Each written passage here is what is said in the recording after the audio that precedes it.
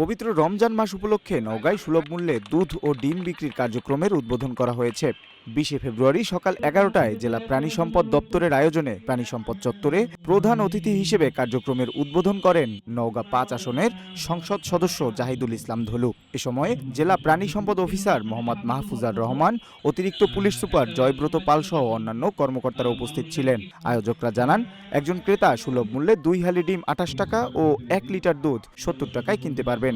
আগামী 25শে রমজান পর্যন্ত প্রতিদিন 200 লিটার দুধ ও 1500 পিস ডিম বিক্রি করা হবে। বক্তারা আরো বলেন, এই সুবিধা যেন বিত্তশালী ব্যক্তিরা এড়িয়ে গিয়ে নিম্ন আয়ের মানুষদের নেওয়ার সুযোগ করে দেয়। এছাড়াও এই কার্যক্রমে সপ্তাহে 2 দিন সুলভ মূল্যে মাংস বিক্রি করা হবে।